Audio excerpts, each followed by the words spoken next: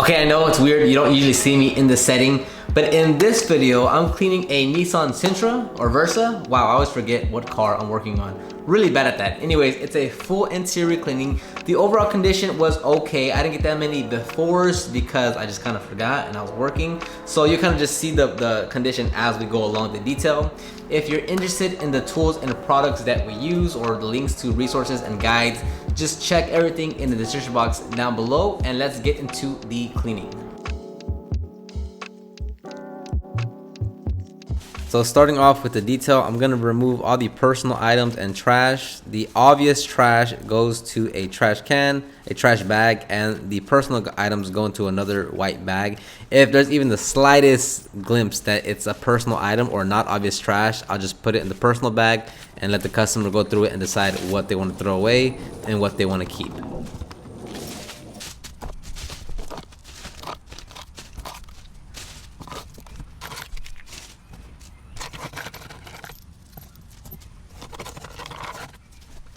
Next is we want to remove all the loose debris from the interior. Now sometimes you can get away with just doing the seats, because if you're not going to extract the carpeting or if you're going to wait to the very end, then there's most likely going to be debris ending back up on the carpeting. But here I went ahead and vacuumed everything because it wasn't much. But at the end of the detail, I have to vacuum again because of the debris that was lodged in those hard to reach areas. I had to go back and vacuum everything.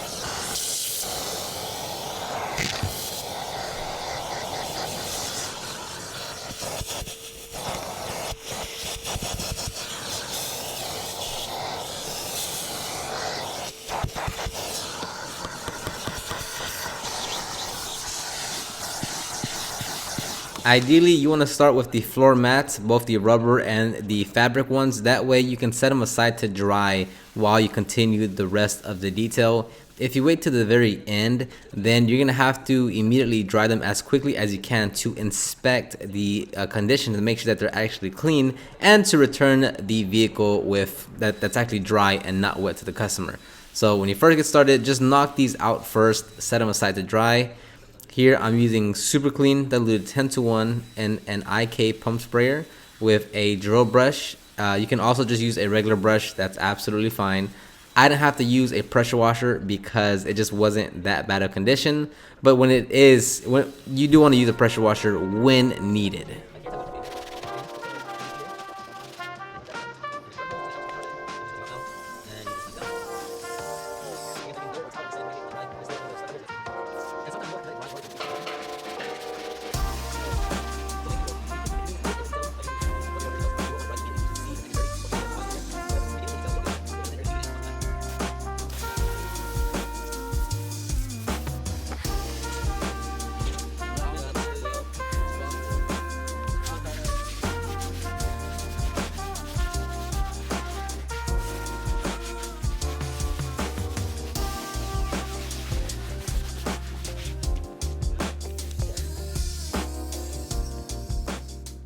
Now this detail, I did kind of do it out of order than what I usually do. Usually I do all 5 seats first, but this one I did the first 2, the front 2, and then finished the entire front side of the vehicle, and then did the back seats.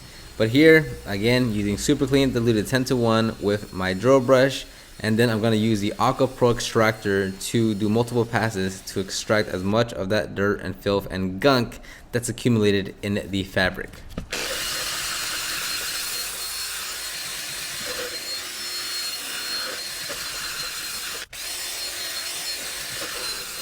I know a lot of people love the extraction phase, so I'll go ahead and leave those at normal speed, but most of the other video, actually almost everything, else is sped up at least by 200%. So I'll keep these at normal speed because I know everyone enjoys them.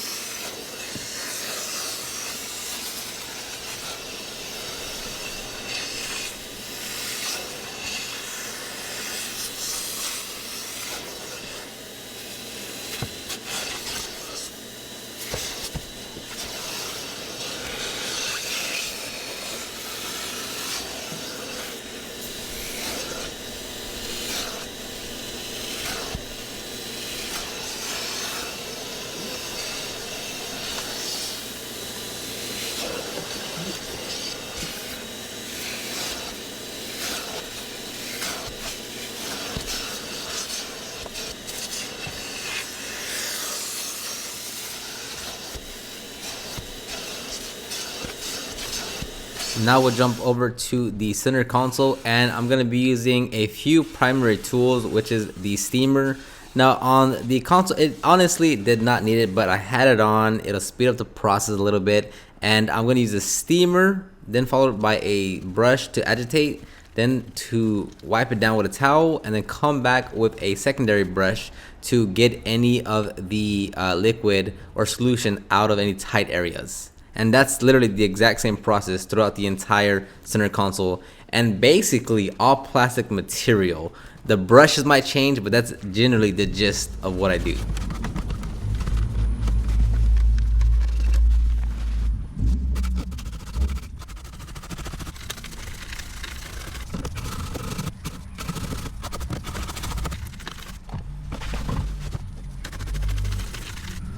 I didn't get this part on camera, but yes, you always want to make sure you turn on the car and then pull the gear all the way down to make sure you clean the areas that you can't see from the gear shift. Hello. When you're cleaning the center console, you know, give it a little bit of effort and see what you can actually pull off here. I don't know if you could, but I just couldn't, so I just left it there. But if you, the bigger section right there where I'm steaming, you could actually take off that little plastic panel, and underneath there was a bunch of liquid and nastiness, and it kind of smelled. So when you are cleaning those areas, just see what you are able to pull off, whether it's cup holders, whether it's little panels, because you know, that's a heavily used area with food, liquid, and things can just get stuck underneath and just start to smell, and that's just what you're supposed to do since you're cleaning your vehicle.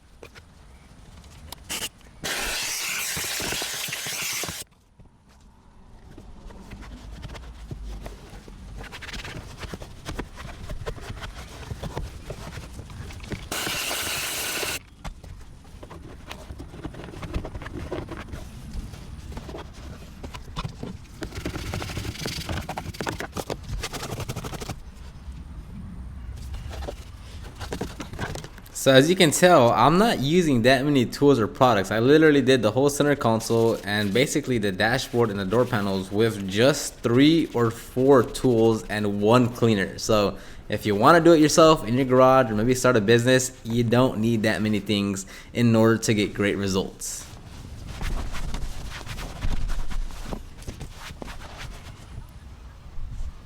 And to those always asking how to get the side of the seats if you don't remove them, it's pretty simple. If you have a steamer or if you just have another brush that you can use that can fit in there, that's all you really have to do. There are other seats that are just super cramped in there that make it a lot more difficult, that it does, you know, pose a challenge.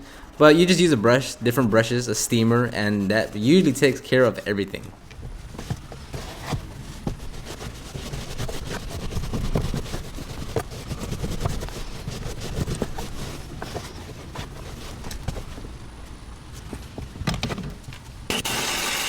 I believe this was a smoothie that's dried up. The steamer made easy work of it, but you could have also easily just used a cleaner and a more aggressive brush if you have one on hand, and it would have also came off. Or even if you just scrape it with your vacuum, it would have took a little longer, but definitely would have been able to get the job done as well.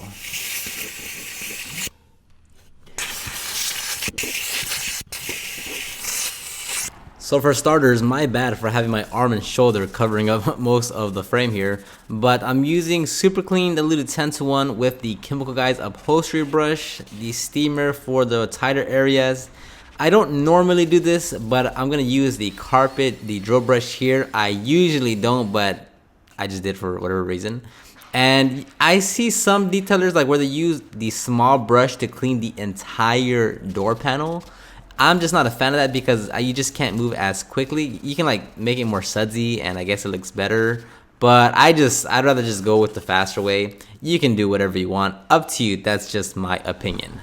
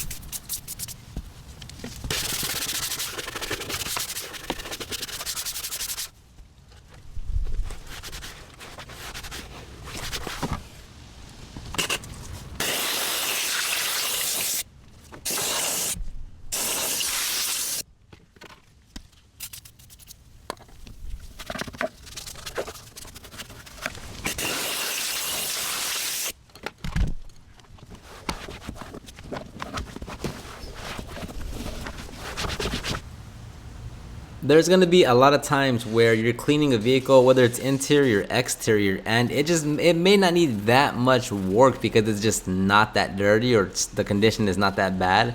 So here it fit that criteria perfectly where I did the full process, but honestly like a quick wipe down would have been just as well as what I did here.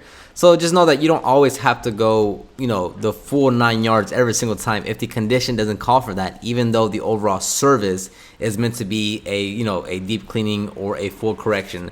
You just got to base your services and what you're doing based on the condition.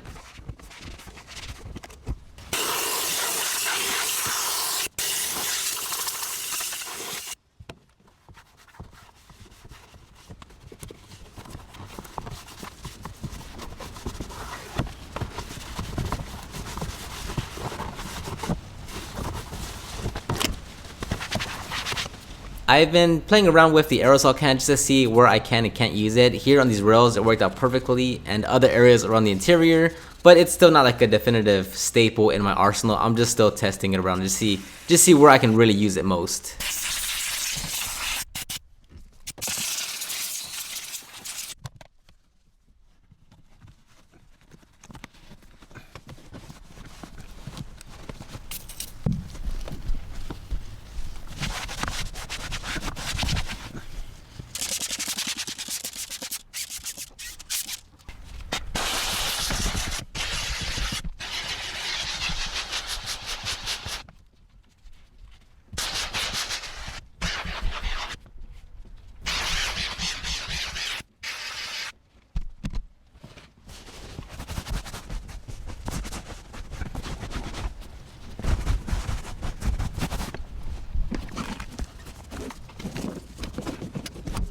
Remember, when you're spraying your cleaner, it's not to completely soak it. You're just putting the liquid down to get on the top surface of the fabric so you can agitate and pull out from the fibers and then extract or mop up. You're not going to completely wet it.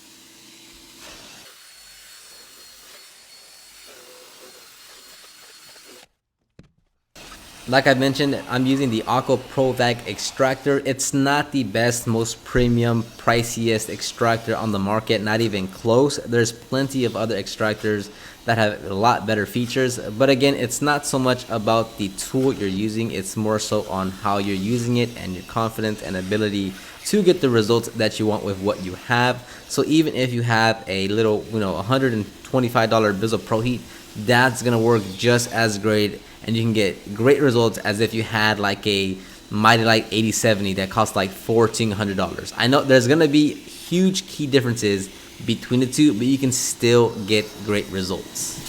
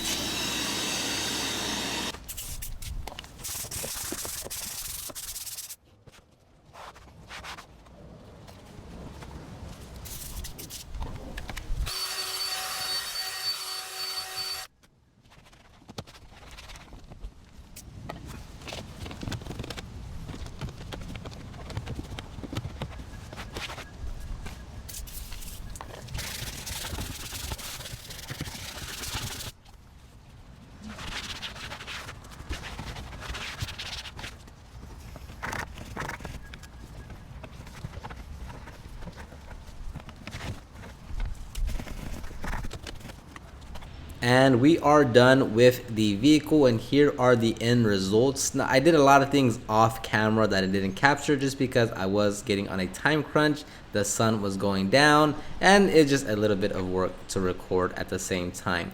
The back seat still needed to dry, so I set the air mover for about 15 minutes and it dried them out completely. Other than that, the results came out great. The customer was very satisfied with the results, and now they have a clean car. If you want to know all the tools or products or check out any of the guides and resources, check the description box down below. Other than that, enjoy the afters, and I'll see you on the next one.